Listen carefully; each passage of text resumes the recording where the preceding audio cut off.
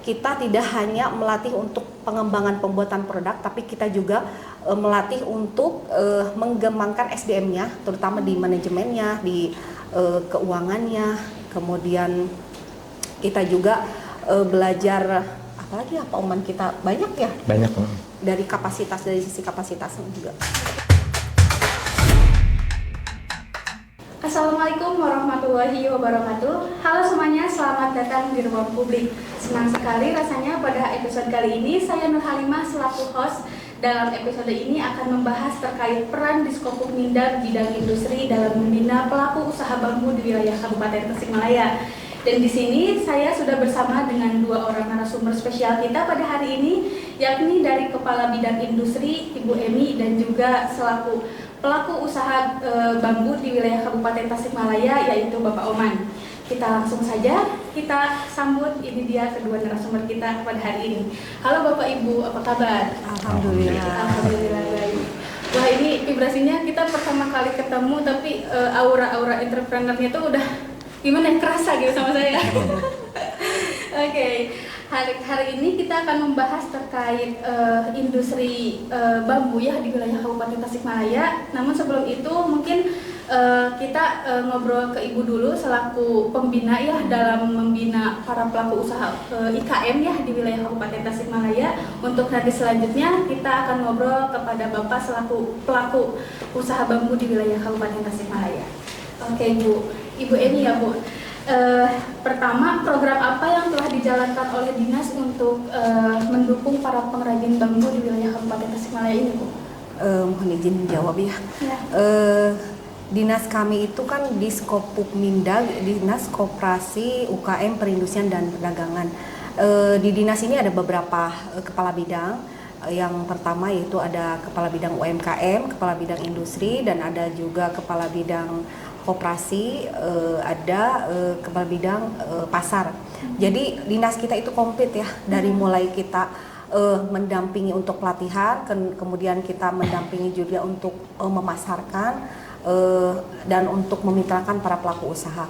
Nah, khususnya di bidang industri ini di Kabupaten Tasikmalaya itu ada 39 kecamatan dan 351 desa.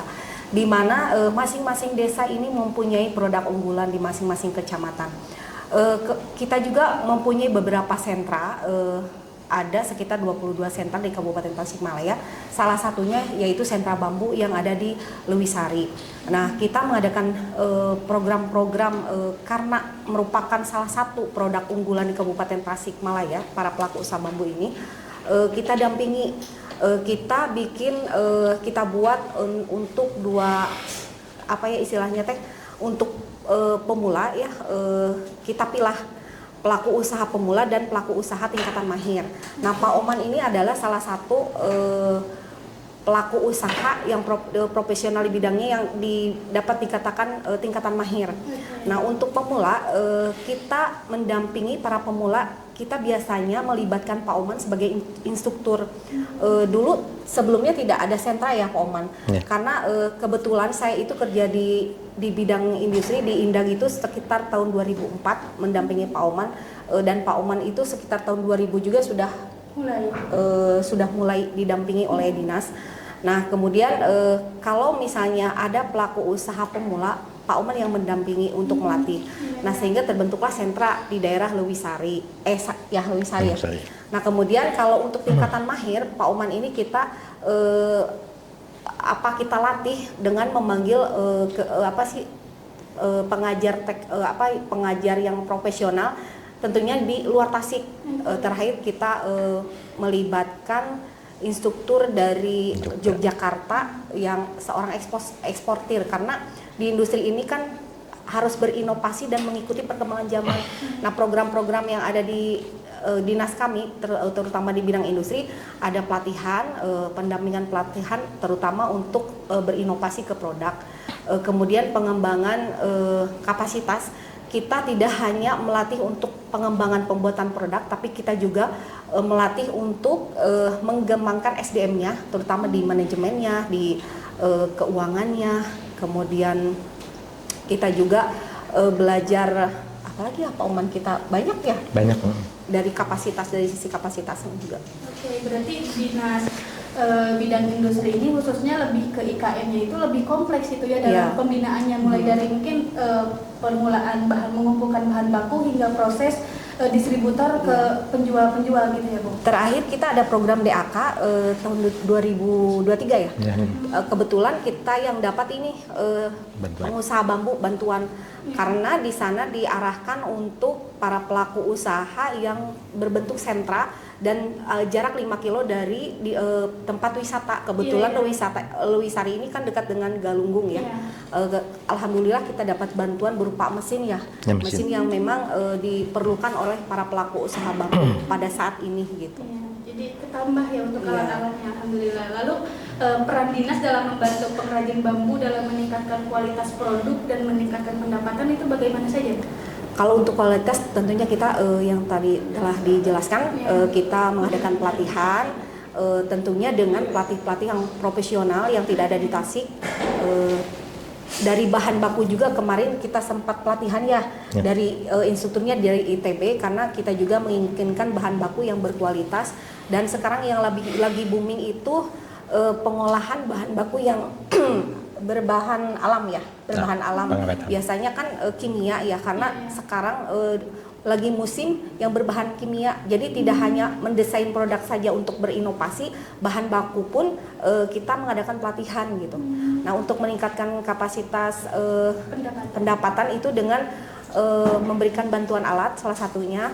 Kemudian kita bermitra dengan perusahaan lain dengan Artikrap ya, dengan Artikrap, ada juga dengan perusahaan Homoy yang Homoy itu, dan sekarang Pak Umar juga dapat orderan yang untuk dikirim ke Belanda, karena si pelaku usaha bambu di kita itu digandrungi oleh negara Eropa dan Timur Tengah.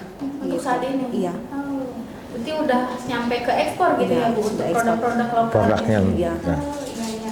Lalu selain kita bekerja dengan kemitraan gitu ya, bagaimana dinas bekerja dengan stakeholder lainnya untuk bekerja sama dalam mendukung gitu pengembangan kerajinan bambu di wilayah Kabupaten Tasikmalaya ini? Alhamdulillah untuk pelaku usaha bambu khususnya kita telah bekerja sama dengan Artikrap ya. Dengan Artikrap itu kita membuat MOU, dan si produk dari Artikrap ini kan ada yang sebagian dimasukkan ke IKEA dan ada juga yang ke daerah apa ya? Vietnam ya. Udah ke bisa Vietnam. merebut pasar Vietnam juga, alhamdulillah. Kita udah kalau Indonesia itu posisi ketiga produsen penghasil bambu ya, setelah yang pertama itu yang terbesar itu Cina. Cina itu sekitar 6 juta budidaya pohon bambunya. Yang kedua India itu sekitar 5 juta budidaya. Yang ketiga Indonesia. Kita ada di peringkat 3 sedunia untuk produsen bambu. Itu sekitar ada 2 juta. Nah, Vietnam dulu di atas kita ya. Kemarin di atas kita dan sekarang alhamdulillah melalui Artikrap kita bisa menyaingi untuk negara Vietnam gitu. Oke. Lalu yang dirasakan Ibu gitu ya dalam membina para pelaku usaha bambu di wilayah Kabupaten Tasikmalaya ini, apa sih tantangan terbesar yang pernah Ibu alami gitu dalam pembinaan ini? Yang pertama mungkin SDM ya, tantangannya itu SDM karena kita terbatas di anggaran, kita juga terbatas di fasilitas, kita juga terbatas di tenaga ahli di bidang bambu. Yang kedua masalah untuk berinovasi ya, karena keterbatasan si pelaku usaha itu dari pengetahuan dan keterampilan tentang bambu, sehingga sedikit sukar untuk berkembang di bidang usaha bambu gitu. Kemudian teknologi, kita juga kalah di teknologi karena bantuan alat juga kita hanya mengandalkan bantuan dari pusat, kita juga dari kementerian ya, anggaran dari DEK, karena Kabupaten Tasik itu dulu pernah ya Pak Oman, dulu pernah satu kali kita memberikan bantuan alat, dan kemudian karena terbentur anggaran juga keterbatasan, jadi kita juga mengandalkan bantuan alat itu dari pusat gitu, dari kementerian ataupun provinsi gitu. Pangsa pasar juga keterbatasan pangsa pasar yang menyebabkan agak kesulitan kita untuk mengembangkan untuk memasarkan produk gitu. Jadi harus melalui pihak ketiga. dalam pendistribusiannya gitu. Jadi nggak bisa langsung dari Nggak penjual bisa ke ya, pembeli. belum bisa Oh, ya. belum bisa. Jadi kita masih menggunakan pihak ketiga. Itu tuh alasannya kenapa Bu? Selain karena ada beberapa faktor lain. Karena mungkin kita itu masih gabungan ya kalau dalam jumlah produksinya, karena permintaan itu lebih besar ya, Kapasitas. kapasitas produksinya lebih besar gitu kan, jadi digabung dengan produk lain gitu. Oke. Lalu untuk terkait pelatihan itu sendiri kan tadi Ibu menyebutkan bahwa pelatihan itu sering mendatangkan dari luar gitu ya. Iya. Nah, apakah itu agenda rutin berapa bulan sekali atau bagaimana Bu? Itu sesuai dengan anggaran ya. Oh, sesuai dengan anggaran. Satu tahun sekali misalnya, disesuaikan dengan kebutuhan. Sekarang di kita itu ya, di Indonesia itu lagi musim home decor. Berarti ini bambu harus bisa berinovasi, harus mengikuti perkembangan zaman, harus mengikuti keinginan dari konsumen. Makanya ini kita itu harus mendampingi terus gitu. Kalaupun misalnya kita tidak dampingi, nanti ketika ada buyer atau konsumen yang meminta produk, biasanya kita kalau Pak Oman itu kan diminta oleh konsumen, buatkan produk seperti ini gitu. Kalau misalnya Pak Oman kita tidak dasari ilmunya atau misalkan keterampilan, otomatis kan tertinggal. Itu kan otomatis pelaku usaha bambu itu tidak akan bisa membuat produk itu gitu. Makanya kami kemarin mengadakan pelatihan itu dengan instruktur dari Yogyakarta. Dia salah satu eksportir juga. Makanya bambu itu diinovasi kemarin, sekarang lagi musim ya, dengan mendong, dengan pandan, dengan kulit gitu. Kalau misalnya kita tidak mengikuti perkembangan zaman itu kan tertinggal. Jadi kesejahteraan untuk para pelaku usaha bambu pun akan berkurang gitu ya, karena permintaan pasarnya tidak bisa dipenuhi gitu. Lalu terkait itu permintaan pasar, kalau misalnya ini kan barang udah ada yang sampai diekspor ke luar negeri gitu ya, berarti barang yang diminta itu berarti cukup banyak atau bagaimana Bu? Cukup banyak ya Pak. Ya. Dan Makanya untuk Pak, pengerjaannya itu bagaimana Bu? Apakah sama Pak Oman dan kemitraan atau bagaimana? Masih punya mitra lagi. nanti kan Pak Oman ini kan berbentuk sentra ya. Nah, Jadi ya. misalnya kalau misalnya yang dimitrakan misalkan Artikrap aja, Pak Oman sanggupnya berapa piece, berapa ribu piece gitu. Nanti Pak Oman sebar gitu, karena di Lewisari ini kan udah sentra. Jadi jemput dimaklunkan ke tiap rumah-rumah gitu. Mungkin nanti lebih jelasnya Pak Oman yang menjelaskan ya kalau untuk teknis pembuatan produk. Oke, lalu terkait rencana dinas ke depan Ibu untuk terus mendukung pengembangan kerajinan bambu di wilayah Kabupaten Tasikmalaya, bagaimana Bu rencananya? Yang pertama kita mempertahankan, karena bambu ini merupakan salah satu produk unggulan Kabupaten Tasikmalaya, otomatis kita harus mempertahankan dengan secara rutin mengadakan pelatihan dan pembinaan, mungkin pendampingan salah satunya. Yang selanjutnya apakah kita kan ada bidang di Indag itu ada bidang bagian perdagangan yang mempromosikan produk-produk pelaku usaha, ini ikut sertakan. Karena Pak Oman ini sering rutin juga ya ikut pameran Inakrab. Kita rutin 1 tahun sekali ada pameran Inakrab atau pameran-pameran yang diadakan di kementerian ataupun di provinsi. Kemudian nanti ke depannya saya berharap Lewisari ini sebagai desa wisata ya Pak Oman. Amin, karena banyak pelaku usaha, ratusan ya mungkin di sana, ratusan pelaku usaha bambu. Itu bisa sebetulnya ada potensi untuk menjadi potensi desa wisata yang berbasis pengolahan bambu gitu. Mudah-mudahan Kabupaten Tasik itu bisa minimal mencontoh seperti di Cina gitu kan. Kalau Cina itu masyarakatnya diharuskan menggunakan semua produk bambu dari mulai alat dapur, kemudian mebeler gitu kan ya. Nah di kita juga kalau Pak Oman lebih ke produk mungkin. Kita juga punya salah satu pelaku usaha bambu yang sudah mebeler, misalnya bikin sofa, misalkan bikin lemari, itu tempat tidur, ada juga.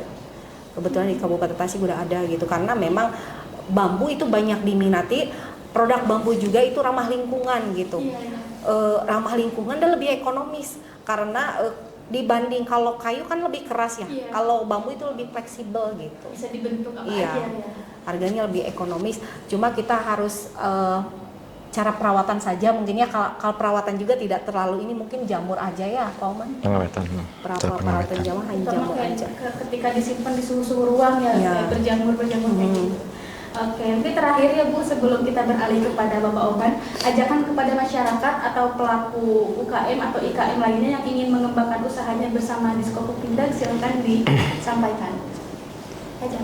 Ajakan Iya. untuk pelaku usaha. Pelaku usaha misalkan di Kabupaten Tasik ada yang udah lumayan nih tapi belum Merintis. tersentuh oleh dinas ya. Oh iya, kebetulan alhamdulillah ya untuk di Kabupaten Tasikmalaya yang para pelaku usaha bambu sudah terdata gitu. Oh, sudah Kalaupun terdata. ada yang belum karena sebagai pelaku usaha pemula bisa datang langsung ke Dinas Indag, menghubungi saya langsung di bidang industri.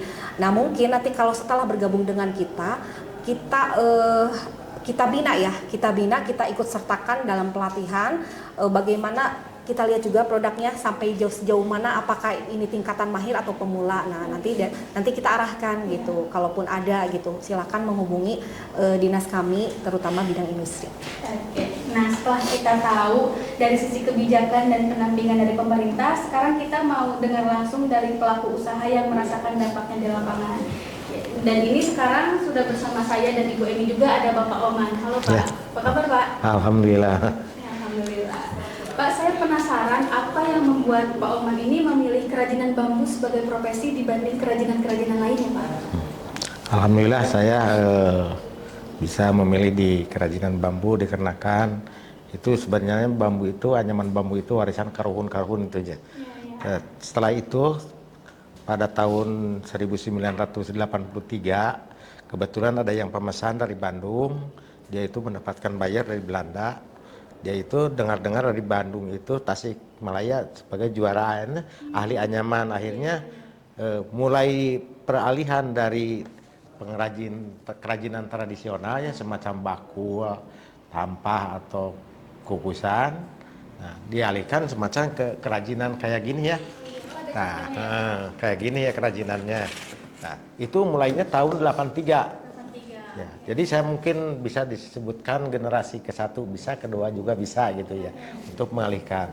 Tapi kenapa tadi Ibu bilang kenapa memilih di bambu? Karena bambu itu bahan baku yang paling ramah di lingkungan. Satu itu, keduanya bambu itu banyak di mana-mana. Jadi untuk bahan baku memang tidak susah dan untuk pengerjaan SDM-nya juga alhamdulillah tidak memerlukan pendidikan yang formal gitu maksudnya.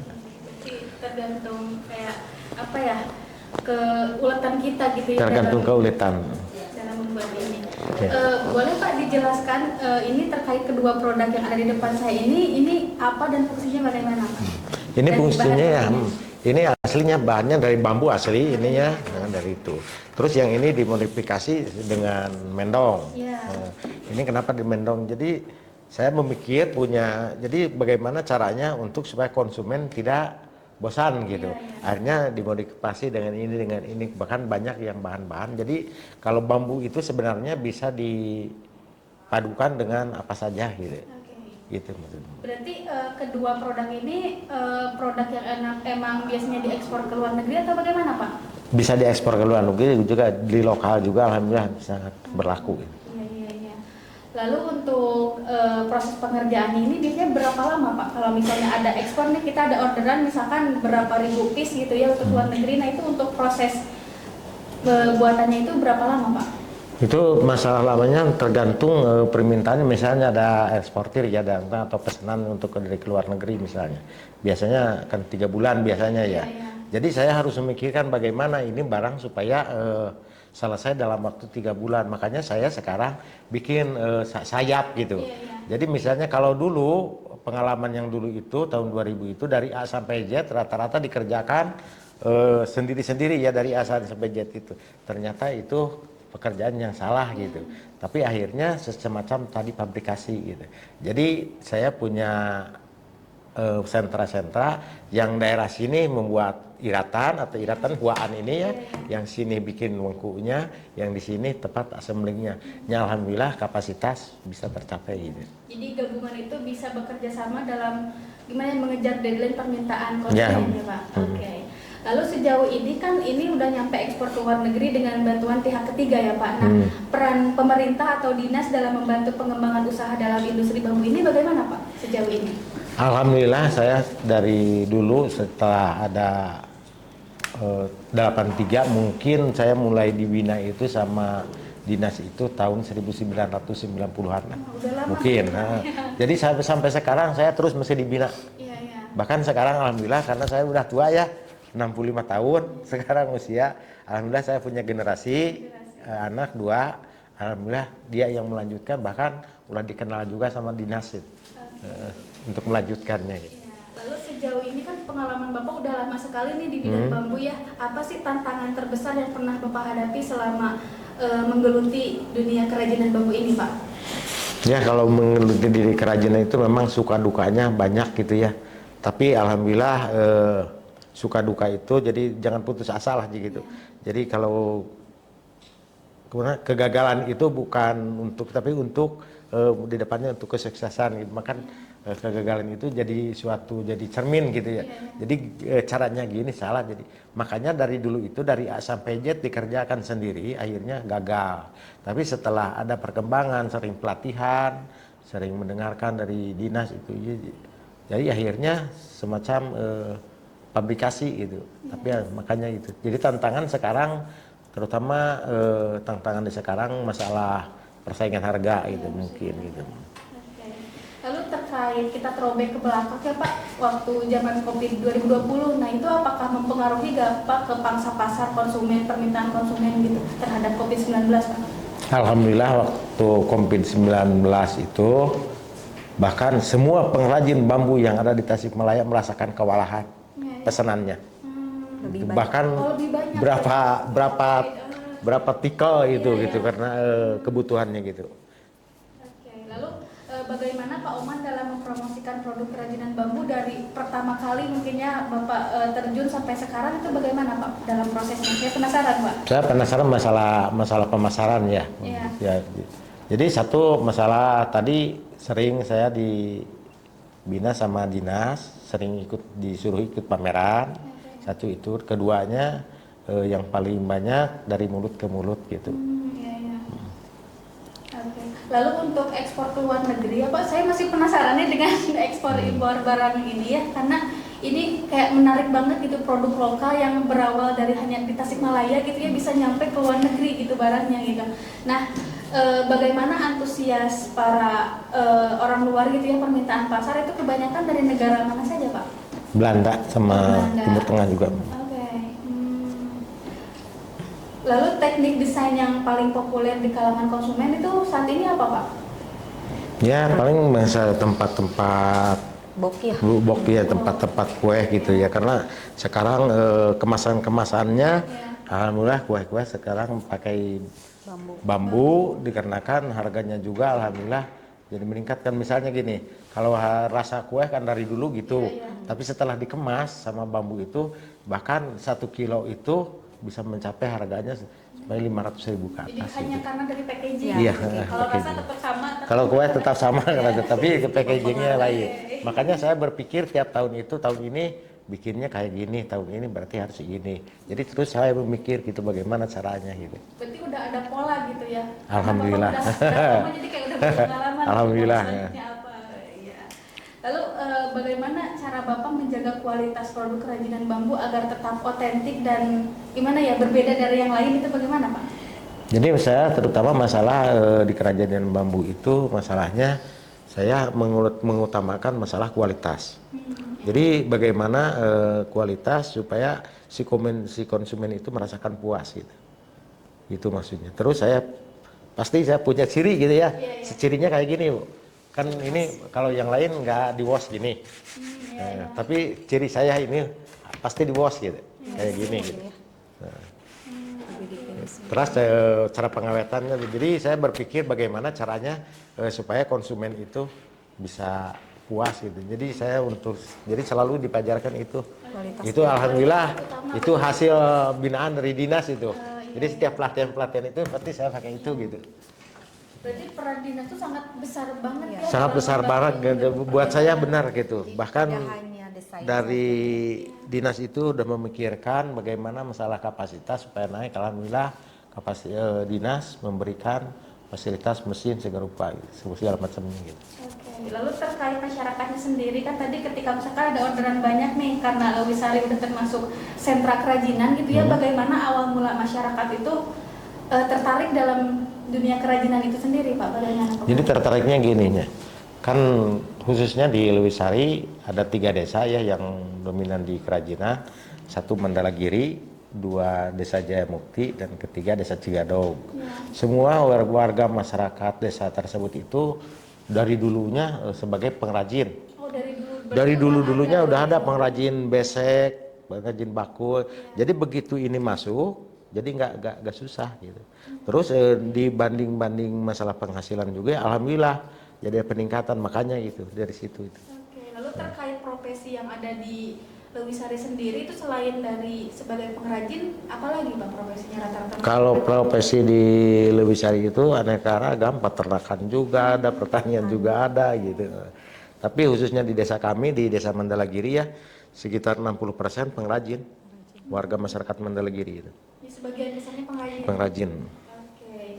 Lalu dalam mengatasi masalah ketersediaan bahan baku nih kan walaupun di sini kayak melimpah ruah ya terkait bambu dan mendong ini, apakah pernah ada gak sih kesulitan dalam masalah ketersediaan bahan baku sendiri Pak? Alhamdulillah belum pernah. Belum pernah sampai saat ini. Belum. Jadi melimpah ruah ya. Melimpah ruah, tapi saya minta aja langsung minta ke dinas ya bagaimana caranya supaya dari dulu sampai sekarang belum ada yang menanam bambu gitu.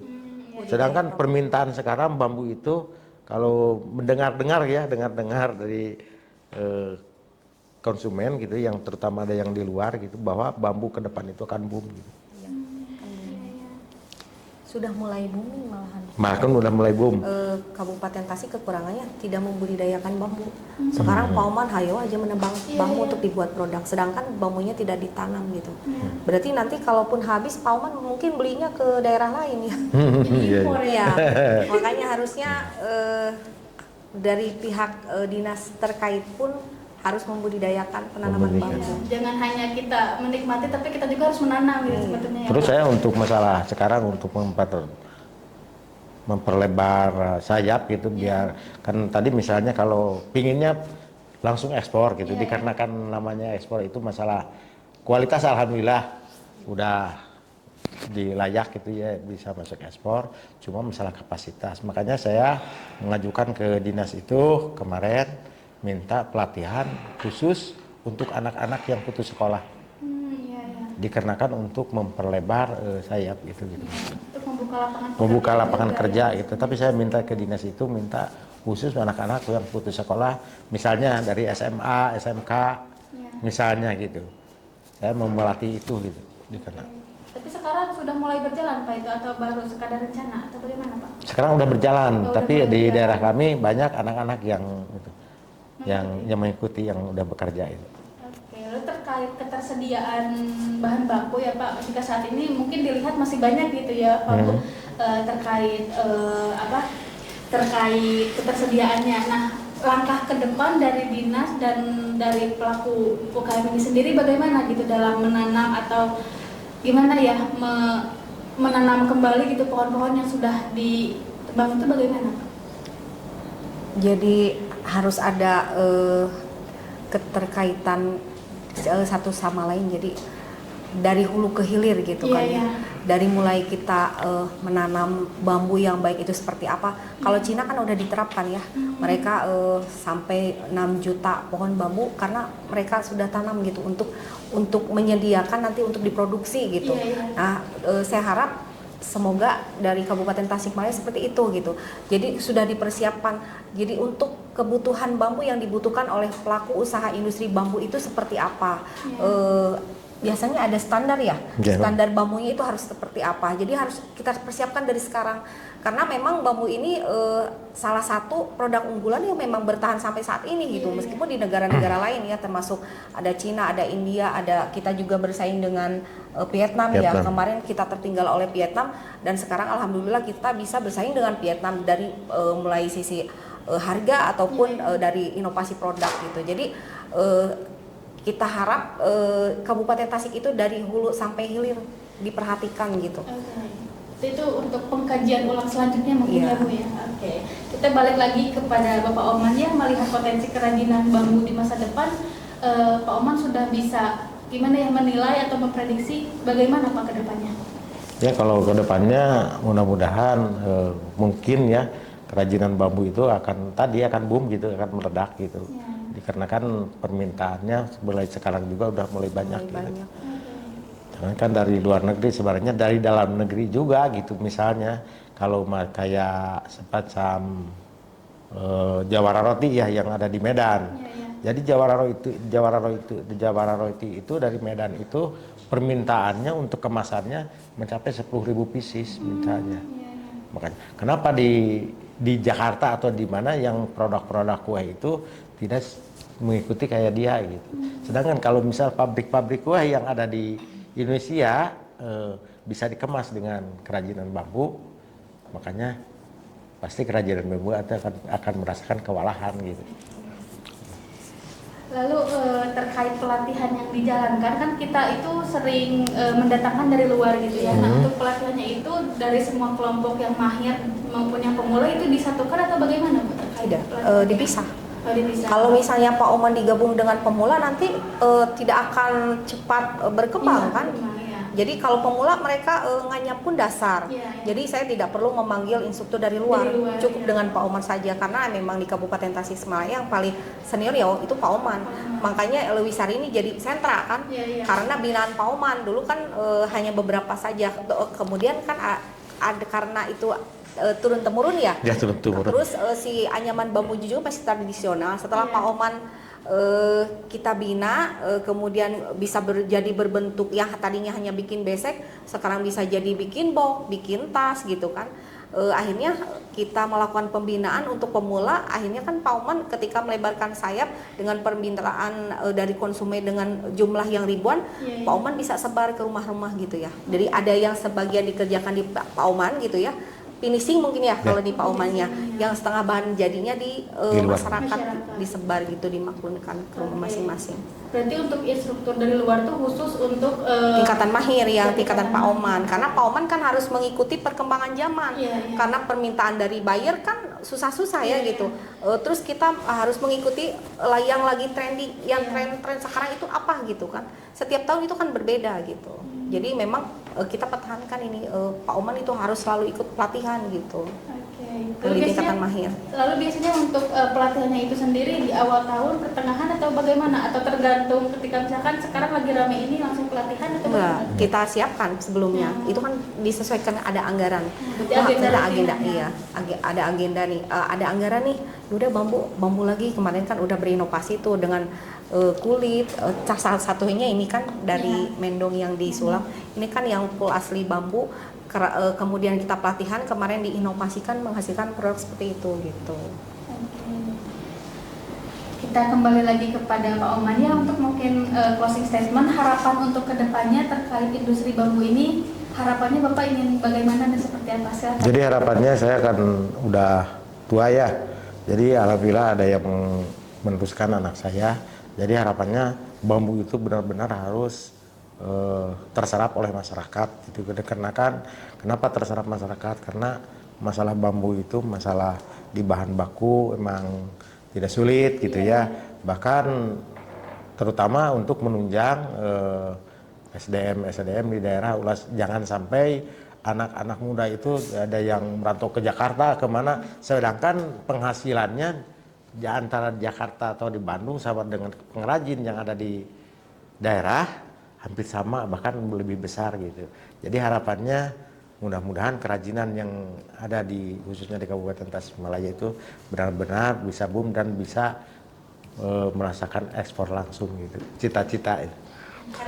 Harapan kedepannya gitu. Lagi pakai orang ketiga. Ya, pingin langsung ekspor gitu. Wah, obrolan kita pada episode kali ini benar-benar kayak ngebuka mata banget gitu, bahwa ternyata produk-produk lokal yang hanya ada di wilayah kabupaten pada awalnya gitu dalam sekelompok kampung dan desa ini bisa bersaing dengan tempat-tempat lain, bahkan bisa sampai ke ekspor ke luar negeri. Semoga kedepannya produk-produk kerajinan ini bisa semakin maju dan berkembang dengan inovasi-inovasi yang lebih hebat lainnya. Oke. Terima kasih banyak kepada Bapak Ibu yang sudah meluangkan waktunya ya. Menambahkan Oh, boleh. di Kabupaten Tasik itu tidak hanya ada produk unggulan bambu. Oh iya. Kita juga ada bordir. Nah, Oh, iya, salah satunya bordir dari Kabupaten Tasikmalaya ada yang membuat tas Iya, gitu iya. ya.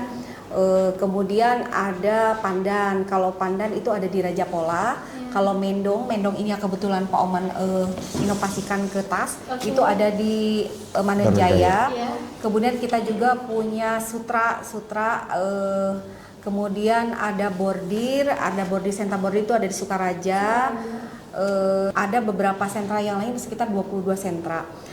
Dan alhamdulillah pelaku usaha industri di Kabupaten Tasikmalaya juga ada yang mendapatkan beberapa penghargaan, diantaranya tahun kemarin itu ada Upakarti mungkin ya, yang dari Raja Polah itu pengrajin pandan, kemudian ada penghargaan OPOP dan juga ada penghargaan Dekranasda Award itu dari kerajinan mendong gitu. Jadi Kabupaten Tasik itu kaya sekali untuk produk-produk unggulan yang harus memang kita pertahankan dan kita harus lebih dibina dan harus lebih mendapat pendampingan dan pelatihan agar tidak tertinggal oleh daerah lain dan bisa berdaya saing, dan agar supaya pelaku usaha yang ada di Kabupaten Tasikmalaya itu kesejahteraannya lebih meningkat gitu.